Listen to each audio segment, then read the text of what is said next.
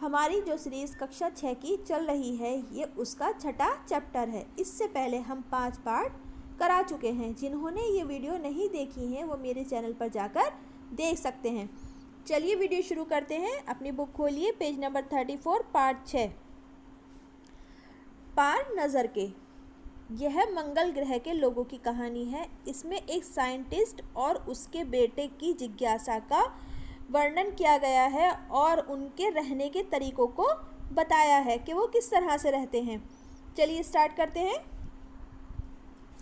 वह एक सुरंग नुमा रास्ता था। आम आदमी के लिए, आम आदमी यानी कि जनरल लोग, इस रास्ते में होते हुए जाने की मनाही थी। लेकिन छोटू जो साइंटिस्ट का बेटा है, उसका नाम छोटू है, एक दिन अपने पापा का सिक्योरिटी पास लिया और जा पहुंचा सुरंग में। फिर क्या हुआ? छोटू, कितनी बार कहा है तुमसे कि उस तरफ मत जाया करो। फिर पापा क्यों जाते हैं उस तरफ रोज़ रोज़? पापा को तो काम पर जाना होता है।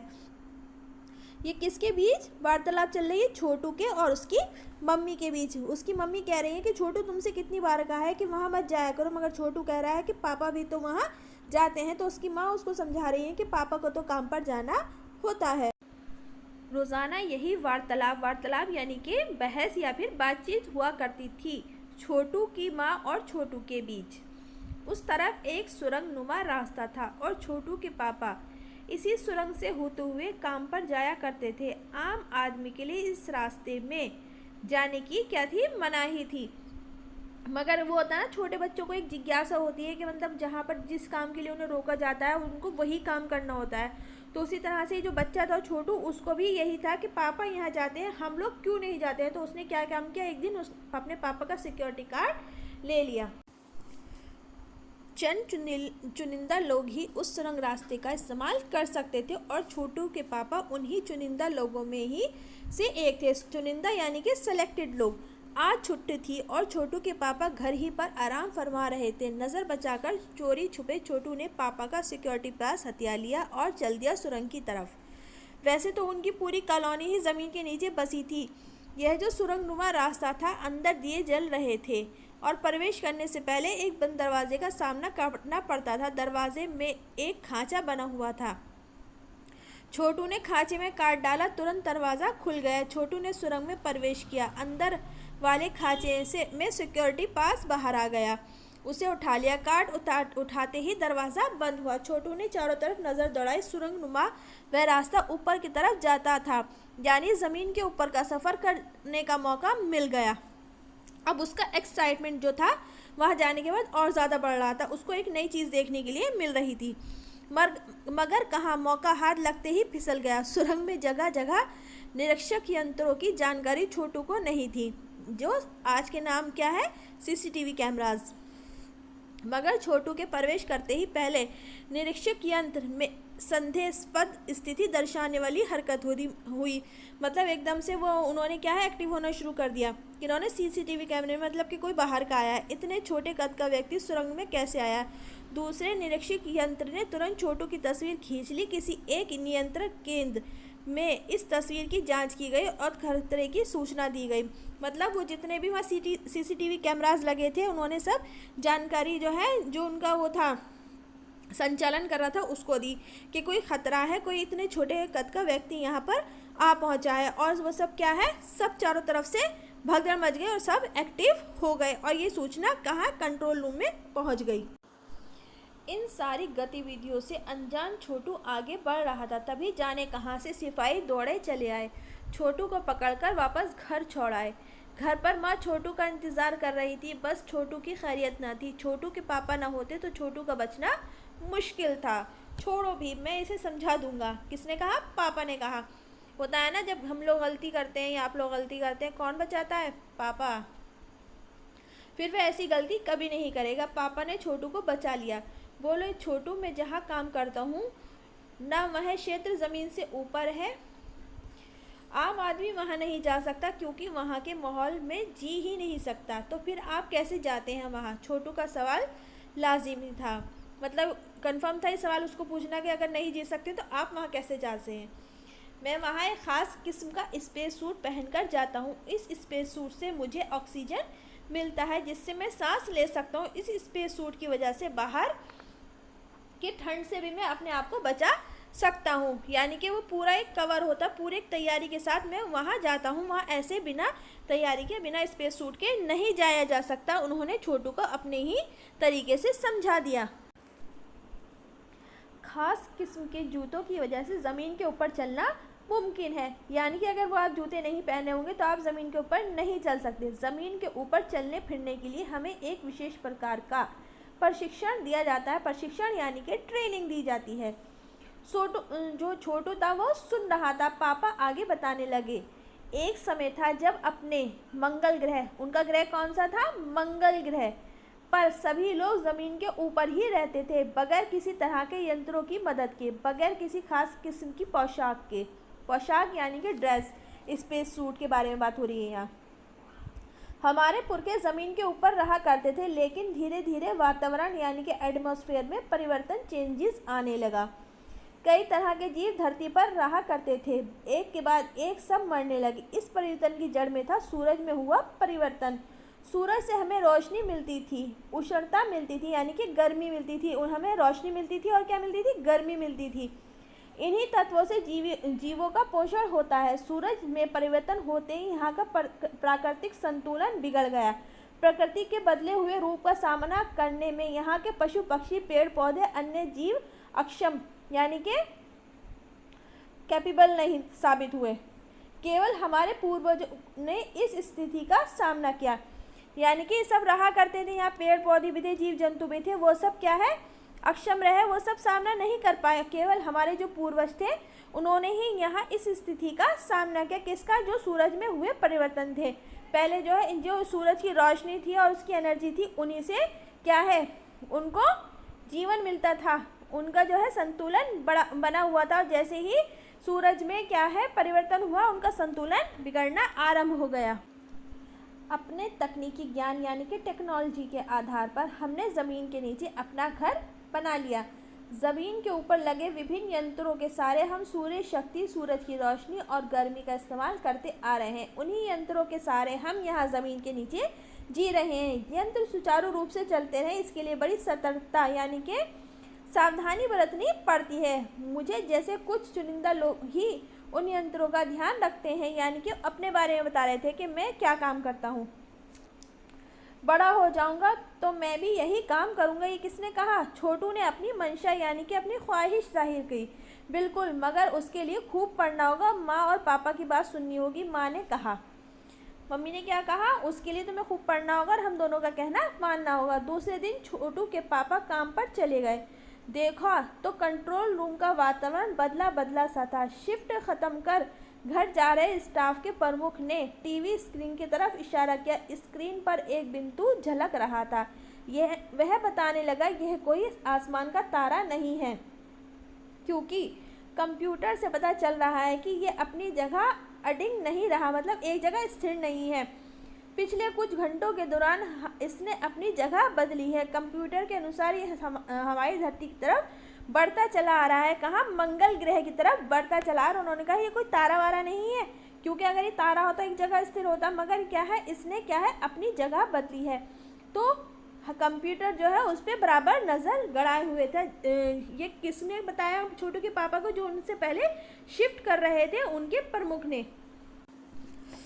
अंतरिक्ष यान तो नहीं है? छोटू के पापा ने अपने संदेह यानी कि उनको कुछ डाउट हुआ कि कहीं ये कोई अंतरिक्ष यान तो नहीं है। संदेह हमें भी है, आप अब इस पर बराबर ध्यान रखिएगा। छोटू के पापा सोच पे डूब गए। क्या सचमुच अंतरिक्ष यान होगा? कहाँ से आया होगा? सौर मंडल में हमारी धरती के अलावा और कौन से ग्रह पर जीवों का अस्तित्व होगा? यानी कि वो सोच रहे थे कि खाली मंगल ग्रह पर ही जीवन है। तो ये सोच रहे थे कि सौर मंडल में ऐसा और कौन सा ग्रह है जहाँ हमारे ग्रह के अलावा जीवों का अस्तित्व यानी कि जीव अस्तित्व में होंगे। कैसे हो सकता है? और अगर होगा तो ये कितनी प्रगति कर चुके होंगे, यानी कि इतना डेवलप हो चुके होंगे कि अंतरिक्ष यान छोड़ सकें। वैसे तो हमारे पूर्वजों ने भी अंतरिक्ष यानों, उपग्रहों का प्रयोग किया था, मगर अब हमारे लिए यह असंभव है। उसके लिए आवश्यक मात्रा में ऊर्जा हो तो काश इस नए मेहमान को नज़दीक से देखा जा सकता। हाँ, अगर वह उसी तरफ आ रहा होगा तब तो ये संभव हो सकेगा। देखें, ये उन्होंने प्रश्न अपने आप ही अपने मन से करने, अपने आप से ही करने शुरू कर दिए कि अगर ऐसा होगा तो क्या वो जो है नया मेहमान हो सकता है हमारे नज़दीक ही आ रहा हो, तो फिर हम उसको आसानी से देख सकते हैं। जब अंतरिक्ष यान से एक यात्रिक हाथ बाहर निकाला, हर पल उसकी लंबाई क्या है, बढ़ती ही चली जा रही थी। मतलब वो अंतरिक्ष यान धीरे धीरे किसके, मंगल ग्रह के करीब आ रहा था। और क्या है, और जब वो करीब आ रहा था तो वो एक छोटे से तारे से बढ़कर एक बड़ा साइज होता चला जा रहा था। चीज़ करीब आती है तो उसके साइज भी बड़ा होने लगता है, तो उसी तरह से वो उसका साइज बड़ा होता चला जा रहा था और वो क्या है, उसको करीब से देखने के लिए उत्सुक थे। छोटू के पापा ने अवलोकन जारी रखा। अवलोकन यानी कि उसके ऊपर नज़र बरकरार रखी। कॉलोनी के प्रबंध समिति की सभा बुलाई गई। मतलब वो लोग एक साथ पूरी ज़मीन के नीचे कॉलोनी पूरी बनी हुई थी, उसके जो अध्यक्ष थे, क्या थे, अध्यक्ष थे, उनको सभा बुलाई गई। अध्यक्ष भाषण दे रहे थे। हाल ही में मिली जानकारी से पता चलता है कि 2 अंतरिक्ष यान हमारे मंगल ग्रह की तरफ बढ़ते चले आ रहे हैं। इनमें से एक अंतरिक्ष यान हमारे इर्द गिर्द चक्कर काट रहा है। कंप्यूटर के अनुसार ये अंतरिक्ष यान नज़दीक के ही किसी ग्रह से छोड़े गए हैं। ऐसी हालत में हमें क्या करना चाहिए, इसका कोई सुनिश्चित योजना बनानी ज़रूरी है। नंबर 1, आपका क्या ख्याल है? नंबर 1 यानी कि वहाँ जो उन्होंने पद अधिकारी जो मुकर्रर किए हुए थे, ज्वाइन किए हुए थे, उनमें से किसी एक का नाम क्या था, नंबर 1। ठीक है ना, उनमें से एक का नाम क्या था, नंबर 1। जो वहाँ के अध्यक्ष थे, सेक्रेटरी होते हैं कॉलोनी के, वो एक स्पीच दे रहे थे। उसमें उन्होंने क्या है, जो वहाँ के अध्यक्ष थे, उन्होंने क्या कहा, नंबर 1 अब आप अपना ख्याल बताइए। मतलब जो इस सिक्योरिटी के लिए मुकर्रर किए गए थे उनसे उनका विचार पूछना आरंभ किया। कॉलोनी की सुरक्षा की पूरी जिम्मेदारी नंबर 1 पर ही थी, यानी कि वो वहाँ की जो कॉलोनी थी उसके सिक्योरिटी इंचार्ज थे। उन्होंने कुछ कागज़ समेटे हुए बोलना आरंभ किया। इन दोनों अंतरिक्ष यानों को जलाकर खाक कर देने की क्षमता हम रखते हैं, मगर इससे हमें कोई जानकारी हासिल नहीं होगी। अंतरिक्ष यान बेकार कर ज़मीन पर उतरने पर मजबूर कर देने वाले यंत्र हमारे पास नहीं हैं। यानी कि जब वो यहाँ आ जाएंगे तब तो हम उनको जला सकते हैं, लेकिन ऊपर ही ऊपर उन यंत्रों को क्या है, ख़राब करने की ताकत हमारे अंदर नहीं है। हालांकि अगर ये अंतरिक्ष यान खुद ब खुद ज़मीन पर उतरते हैं तो हम उन्हें बेकार कर देने की क्षमता हमें अवश्य है। मेरी जानकारी के अनुसार इन अंतरिक्ष यानों में सिर्फ यंत्र है, किसी तरह के जीव इसमें सवार नहीं हैं। और किसने बताया? नंबर 1 जो कि सिक्योरिटी इंचार्ज थे, उन्होंने बताया कि खाली इसके अंदर यंत्र हैं और कोई बैठा हुआ इसमें नहीं है। नंबर 1 की बात सही लगती है। नंबर 2 एक वैज्ञानिक थे, वे बोले हालांकि यंत्रों को बेकार कर देने में खतरा है, इन्हें बेकार होते ही दूसरे ग्रह के लोग हमारे बारे में जान जाएंगे, इसलिए मेरी राय में हमें सिर्फ अवलोकन करते रहना चाहिए। दूसरे जो थे वो कहने लगे कि जो अगर हम इनको ख़राब करेंगे तो जो दूसरे लोग हैं जिन्होंने इनको भेजा है वो क्या है, हमारे बारे में जान जाएंगे। जब उनको ये पता चलेगा कि हमारे यंत्र ख़राब हो गए तो यानी कि वहाँ कोई है जिसने हमारे यंत्रों को ख़राब किया है। तो मेरा मानना यह है कि इनको सारे क्या है, इनको देखते रहना चाहिए, इनके ऊपर नज़र बनाए रखनी चाहिए। जहाँ तक हो सके हमें अपने अस्तित्व यानी अपनी पहचान को छिपाए रखना ही चाहिए, क्योंकि हो सकता है जिन लोगों ने अंतरिक्ष यान भेजे हैं वे कल को इनमें से भी बड़े सक्षम अंतरिक्ष यान भेजें। हमें यहाँ का प्रबंध कुछ इस तरह रखना चाहिए जिससे इन यंत्रों को यह गलतफहमी हो कि ज़मीन पर कोई चीज़ नहीं इतनी महत्वपूर्ण नहीं है। क्या है, उन्होंने क्या कहा कि मतलब हमें उनको कन्फ्यूज़न में रखना चाहिए कि यहाँ पर ऐसा कुछ नहीं है जो कि बहुत ज़्यादा महत्वपूर्ण है। हमें इनकी जो है खाली नज़र रखनी है इन यंत्रों के ऊपर और कुछ नहीं करना है, इससे हमारी पहचान छुपी रहेगी। जो नंबर 2 थे वैज्ञानिक थे, उन्होंने कहा कि हमें जहाँ से ये अंतरिक्ष यान आए हैं हमें उन लोगों को कन्फ्यूज़न में ही रखना चाहिए। अगर हम इनको ख़राब करेंगे तो उनको कंफर्म हो जाएगा कि इस धरती पर कोई रह रहा है, यानी कि किसी का अस्तित्व है। और जो नंबर 3 सामाजिक व्यवस्था का काम करते थे, उन्होंने भी क्या कहा, अध्यक्ष महोदय से दरख्वास्त करता हूँ कि इस स्तर का प्रबंध हमारे यहाँ किया जाए। नंबर 1 सिक्योरिटी इंचार्ज, नंबर 2 दो थे वैज्ञानिक थे और नंबर 3 क्या थे, सामाजिक व्यवस्था का काम करते थे। उनकी बात के जवाब में अध्यक्ष कुछ बोलने ही जा रहे थे कि फ़ोन की घंटी बजी। अध्यक्ष ने चौंका उठाया। 1 मिनट बाद सभा को संबोधित करते हुए उन्होंने कहा, भाइयों, अंतरिक्षयान क्रमांक 1 हमारी ज़मीन पर उतर चुका है। अभी वो लोग बात ही कर रहे थे, प्लानिंग ही कर रहे थे कि मतलब क्या करना चाहिए क्या नहीं करना चाहिए। इतनी देर में अंतरिक्षयान क्या था, उन ग्रह पर, मंगल ग्रह पर उतर चुका था। वह दिन छोटू के लिए बड़ा ही महत्वपूर्ण दिन था। पापा उसे कंट्रोल रूम ले गए थे। यहाँ से अंतरिक्षयान क्रमांक 1 साफ नजर आ रहा था। कैसा अजीब लग रहा है यहाँ, उसके अंदर क्या होगा पापा, छोटू ने पूछा। अजीब अभी नहीं बताया जा सकता, दूर से ही इसका निरीक्षण जारी है। उस पर बराबर हमारा ध्यान है और उसके हर अंग पर हमारा नियंत्रण है। छोटू के पापा ने कहा कि अभी हम कुछ नहीं कह सकते कि वो क्या है, किसके अंदर कौन होगा। अभी खाली हम उसके ऊपर क्या है, नज़र बनाए हुए हैं और वो हमारे नियंत्रण में, हमारे कंट्रोल के अंदर। वक्त आने पर ही हम अगला कदम उठाएंगे, छोटू के पापा ने बताया। उन्होंने क्या कहा कि अभी उसके अंदर क्या है, कैसे, कौन बैठा है, कहाँ से आया, अभी हमें कुछ नहीं पता, खाली हम उसके ऊपर नज़र बनाए हुए हैं, वो हमारे कंट्रोल में, और वक्त आने पर ही हम अगला कदम उठाएंगे। उन्होंने छोटू को एक कंसोल दिखाया जिस पर कई बटन थे, यानी कि पूरा बोर्ड तैयार था, उसके ऊपर बहुत सारे बटन लगे हुए थे। जब अंतरिक्ष यान से एक यांत्रिक हाथ बाहर निकाला, हर पल उसकी लंबाई बढ़ती ही जा रही थी। वह शायद ज़मीन तक पहुंचकर मिट्टी उकेर लेना चाहता था। सब लोग स्क्रीन पर दिखाई दे रही अंतरिक्ष यान की इस हरकत को ध्यान से देख रहे थे, सिवाय एक के। उसका ध्यान कहीं और ही था। कौन था वो था छोटू। मतलब वो जब अंतरिक्ष यान ज़मीन पर रखा गया तो उसके अंदर से एक हाथ बाहर निकला और वो ज़मीन की मिट्टी जो है उठाने लगा। सब लोग तो उस अंतरिक्ष यान में देखने में लगे थे, मगर वो जो छोटू था उसका ध्यान कहीं और ही था। छोटू का सारा ध्यान किस पे था? कंसोल पैनल पर। कंसोल का एक बटन दबाने की अपनी इच्छा को वो रोक नहीं पा रहा था। वह लाल लाल बटन उसे बस यानी कि बार बार अपनी तरफ खींच रहा था। बच्चे हैं ना, बच्चों का मन चंचल होता है। मतलब जो पापा दिखा रहे थे वो तो उसको देखना नहीं था, मगर वहाँ जो बहुत सारे बटन लगे हुए थे कंसोल पैनल पर, उसको बस उसमें ही क्या था, बेचैनी थी कि उसमें से किसी एक बटन को वो दबा दे। उसके अंदर का जो लाल बटन था वो बार बार उसको अपनी तरफ खींच रहा था और सहसा खतरे की घंटी बजी। सबकी निगाहें कंसोल की तरफ मुड़ी। पापा ने छोटू को अपनी तरफ खींचते हुए एक झापड़ रसीद कर दिया और लाल बटन को पूर्व स्थिति में ला रखा। मतलब छोटू को एक थप्पड़ भी पड़ गया और क्या है, पापा ने वापस बटन वैसे ही कर दिया। मगर उस तरफ जब अंतरिक्ष यान के एक यांत्रिक हाथ की हरकत सहसा रुक गई, एकदम से रुक गई। यंत्र बेकार हो गया था। उधर पृथ्वी पर national aeronautics and space administration यानी कि नासा द्वारा प्रस्तुत वक्तव्य ने सबका ध्यान अपनी तरफ आकर्षित कर लिया। वो किसने भेजा था स्पेस के अंदर?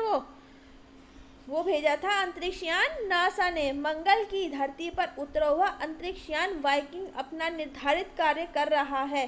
हालांकि किसी अज्ञात कारणवश अंतरिक्ष यान का यांत्रिक हाथ बेकार हो गया है। ये रिपोर्ट किसने दी? यह है नासा की जो है तकनीशियन जो जांच कर रहे थे, उन्होंने बताया कि मतलब वो अब स्पेस में जो हमने अंतरिक्ष यान भेजा था वो अपना काम कर रहा था, मगर किसी वजह से, किसी कारण की वजह से उसका जो हाथ है वो बेकार हो गया है। नासा के तकनीशियन इस बारे में जांच कर रहे थे तथा यांत्रिक हाथ को दुरुस्त करने के प्रयास भी जारी थे। मतलब वहीं से बैठे बैठे वो जो यांत्रिक यान का जो हमसे बाहर निकला हाथ था, जो छोटू ने बटन दबाकर ख़राब कर दिया था, उसको सही करने की कोशिश कर रहे थे। इसके कुछ ही दिनों बाद पृथ्वी के सभी प्रमुख अखबारों में छपा। नासा के तकनीशियनों को रिमोट कंट्रोल के सहारे वाइकिंग को दुरुस्त करने में सफलता मिली। यांत्रिक वाइकिंग कौन था? जो अंतरिक्ष यान उन्होंने भेजा था, उनका उसका नाम क्या था? वाइकिंग। यांत्रिक हाथ ने जब मंगल मिट्टी के विभिन्न नमूने इकट्ठे करने का कार्य जो है आरंभ कर दिया था। पृथ्वी के वैज्ञानिक मंगल की इस मिट्टी का अध्ययन करने के लिए बड़े उत्सुक थे। उन्हें उम्मीद थी कि इस मिट्टी के अध्ययन से इस बात का पता लगाया जा सकता है कि क्या मंगल ग्रह पर भी पृथ्वी की तरह जीव सृष्टि यानी कि वहाँ पर भी जीवन है और वहाँ पर भी जो है इंसान या फिर जीव जंतु रहते हैं, उनका अस्तित्व है। ये प्रश्न आज भी एक रहस्य बना हुआ है, मगर आज भी मतलब ये पता नहीं चल पाया कि वहाँ पर भी जो है जीवन है या नहीं है, वहाँ पर जीव जंतु हैं या पेड़ पौधे हैं, क्या है, आज भी एक रहस्य बना हुआ है। फ्रेंड्स, मुझे उम्मीद है कि आपको ये चैप्टर बहुत अच्छे से समझ में आ गया होगा कि एक छोटे से बच्चे की क्या कहानी थी, कैसे उसके मन के अंदर जिज्ञासा थी, कैसे मंगल ग्रह पे लोग रहते हैं, कैसे वहाँ स्पेस पे जो है हमारे अंतरिक्षयान जाते हैं, ये सब आपको अच्छे से समझ में आ गया होगा। वीडियो बहुत ज़्यादा लंबी हो रही है तो इस वीडियो के अंदर मैं प्रश्न उत्तर नहीं दे रही हूँ। अगर आपको प्रश्न उत्तर चाहिए तो मेरी अगली वीडियो का इंतज़ार करिएगा और मैं अपनी अगली वीडियो में पूरे प्रश्नों की सीरीज़ आपको हल कराऊंगी। वीडियो अगर पसंद आई तो प्लीज़ इसको लाइक शेयर एंड सब्सक्राइब कीजिए। वीडियो को स्किप मत कीजिएगा, वीडियो को पूरी देखिएगा। यह आपके लिए बहुत अति महत्वपूर्ण होने वाली है। धन्यवाद।